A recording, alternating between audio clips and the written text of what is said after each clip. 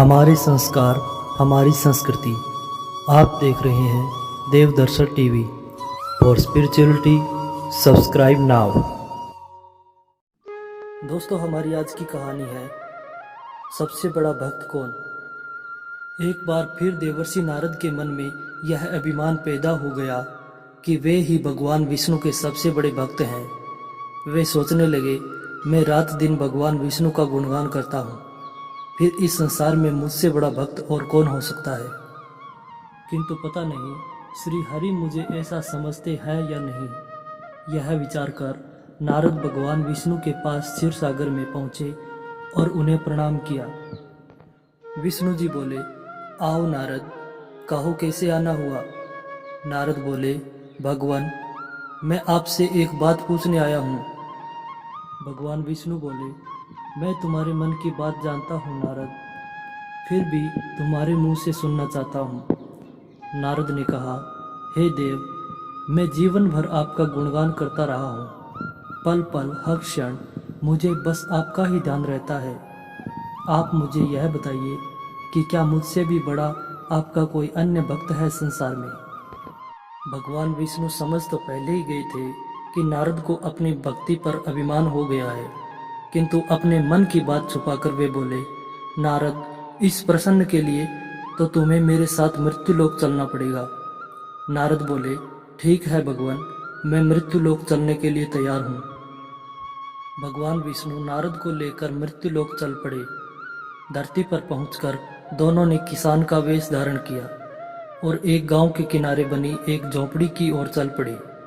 विष्णु बोले, नारद, मेरा एक बहुत बड़ा भक्त यहाँ इस कुटिया में निवास करता है। आश्चर्य है, क्या मुझसे बढ़कर भी किसी की भक्ति हो सकती है। नारद के मुख से निकला, क्या वह भी मेरी तरह आपका ध्यान लगाए रहता है। आओ स्वयं ही जान लोगे। विष्णु ने कहा और उस कुटिया की ओर बढ़ गए। किसान उस समय कुटिया के बाहर अपनी गाय को बांध रहा था। उसके मुख से हरि हरि गोविंद का स्वर निकला। किसान वेशधारी विष्णु ने उसके निकट जाकर नारायण नारायण कहा तो किसान ने विनीत स्वर में पूछा, आप कहाँ से आए हैं भद्र, मेरे लिए कोई सेवा हो तो निसंकोच बताइए।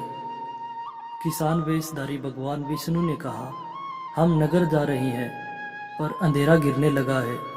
वन में जंगली पशुओं का डर है, इसलिए रात भर आश्रय चाहते हैं। किसान ने प्रसन्न भाव से कहा, मेरी कुटिया में आपका स्वागत है भद्र, और जो सूखा सूखा घर में है आपके लिए हाजिर है। भगवान ने मुझे आप लोगों की सेवा करने का अवसर दिया है, बड़ी कृपा हुई उनकी। बाहर एक खटिया पर दोनों को बिठाकर किसान अंदर गया और अपनी पत्नी से कहा, देवी, दो अतिथि आए हैं। किसान की पत्नी उस समय अपने बच्चों को भोजन परोस रही थी। धीरे से आटे का बर्तन देखती हुई बोली, घर में इतना सा ही आटा है और ये बच्चे भोजन मांग रहे हैं। किसान बोला, कोई बात नहीं, हम अतिथियों को भरपेट भोजन कराएंगे, तुम बच्चों को आज कांजी बनाकर पिला देना। नारद और भगवान विष्णु ने उन दोनों का सारा वार्तालाप सुना, फिर भी परीक्षा के लिए भोजन की थाली पर बैठ गए। जब दोनों ने भरपेट भोजन कर चुके थे तो नारद सोचने लगे, यह सीधा साधा गृहस्थ भगवान का सबसे बड़ा भक्त कैसे हो सकता है। उधर श्री हरि ने किसान से और भोजन लाने की फरमाइश कर दी। बोले, मेरा पेट अभी नहीं भरा, क्या और भोजन मिलेगा। किसान रसोई घर में गया और जाकर पत्नी से पूछा, कुछ और भोजन बचा है क्या। पत्नी बोली, बच्चों के लिए कांजी बनाई है, बस वही शेष है। विष्णु और नारद वह भी पी गए। किसान और उसके परिवार को भूखे ही सोना पड़ा। भूखे बच्चे माँ का आंचल थाम कह उठे, माँ, नींद नहीं आ रही है, मुझे बड़े जोर से भूख लगी है। पिताजी ने उन अतिथियों को कांजी भी क्यों पिला दी। किसान ने बच्चे के सर पर हाथ फेरते हुए कहा, अतिथि को भोजन कराना स्वयं विष्णु भगवान को भोग लगाने के समान है बेटा। बाहर दालान में दोनों अतिथि अलग अलग बिस्तरों पर लेटे हुए थे। भगवान विष्णु ने कहा, तुमने सुना नारद, किसान और उसके परिवार को भोजन नहीं मिला, फिर भी वह मेरे गुण गा रहे हैं। यह तो कुछ भी नहीं है, मैंने तो कई कई दिनों तक भूखे रहकर आपका स्मरण किया है। अगले दिन सुबह उन्होंने देखा किसान भगवान विष्णु की मूर्ति के सामने कह रहा था, गोविंद हरि हरि, तुम सदा मेरे मन में बसे रहो, बस मुझे कुछ और नहीं चाहिए। फिर दोनों अतिथियों से बोला, हरि की बड़ी कृपा है, वही जग का रखवाला है। प्रभु की दया से रात को कोई कष्ट तो नहीं हुआ। जब तक आपका जी चाहे तब तक आप दोनों यहाँ रह सकते हैं। मैं खेत पर जा रहा हूँ। किसान वेशधारी श्री हरि बोले, हम भी तुम्हारे साथ चलेंगे यदि तुम्हें कोई आपत्ति न हो तो। नारद और विष्णु भगवान किसान के साथ उसके खेत पर गए।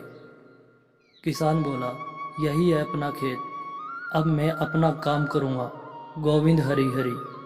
नारद बोले, तुम तो सत्पुरुष हो, भगवान के बड़े भक्त हो, हर घड़ी उनका नाम लेते रहते हो। किसान बोला, अरे कहाँ, काम से जब भी थोड़ा बहुत समय मिलता है तभी उनका नाम लेता हूँ। नारद ने पूछा, कब कब मिलता है समय? किसान बोला, सुबह उठता हूँ तब, रात को सोता हूँ तब, और दिन में जब भी काम से समय मिल जाए। ओह समझा, नारद के मुख से निकला।